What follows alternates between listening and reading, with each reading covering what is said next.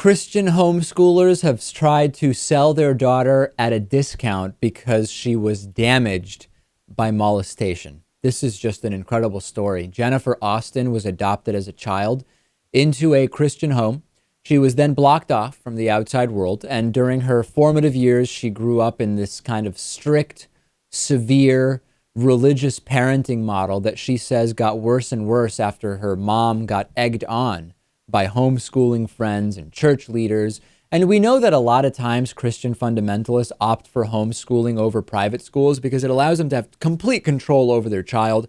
You never know what dangerous stuff they might hear about in the real world, like our last story about a kid bringing a science book which had a drawing of a pregnant woman, and that could be very, very damaging to the young Christian child. So when parents were asked why they homeschool their children, 77% said they want to provide moral instruction that secular schools lack. And I think we've talked about this before, Lewis, that the overwhelming majority of homeschoolers are Christian fundamentalists, evangelicals very often, who don't want a secular education. That has a lot to do with it, yes.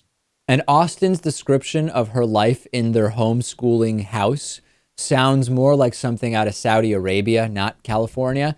Dating was a complete no-no. She might be able to have a parent-approved courtship and maybe go to places in public, but never hand-holding, and even that would be pretty tough. She had to wear long skirts and blouses with a high neckline, always long sleeves. If she chose a skirt which went to the mid-calf, she would have to put on knee-length boots so that no leg was shown. Even my swimsuit went down to my knees and had sleeves. I wasn't allowed to shave. My grandfather felt that any body part, such as my legs that needed to be shaved, should not be shown in public. So here's the most appalling part. At the age of 20, Austin was told by her parents that she had been sold to a man twice her age, a situation that Austin and others say is actually pretty commonplace. And she said her parents' asking price for her was $25,000. This is much cheaper. The normal fee for selling a homeschooled Christian is apparently about $50,000. And this was because she was molested as a child. And within the Christian community, that makes you damaged goods, and you are no longer worth the same price on the open market. Thankfully, Austin did manage to escape from her old life, which was basically imprisonment. Escaping was pretty difficult. Her mother, she refused to marry the man that her mother and father were paid to deliver her to, and she was able to escape. And I mean, Lewis, this is just straight out of the Middle Ages.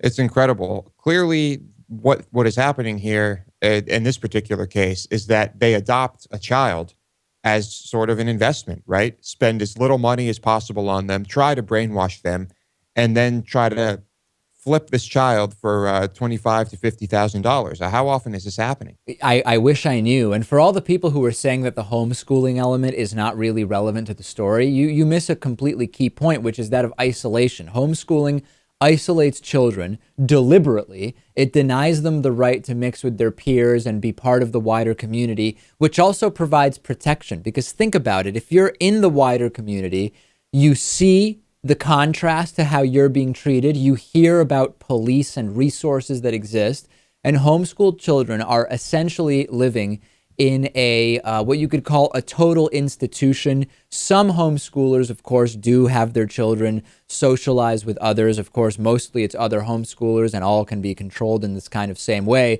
It is a minority that truly have a life that is open to the full real world, the way someone who goes to an actual school gets exposed to. And I think that the homeschooling element is an important part of this story. Yeah, I think I can't help but think there's something sinister going on when I hear that someone is being homeschooled. I mean, if they don't leave the house much, if there is no TV, no internet, I mean, you could really be living in a complete vacuum.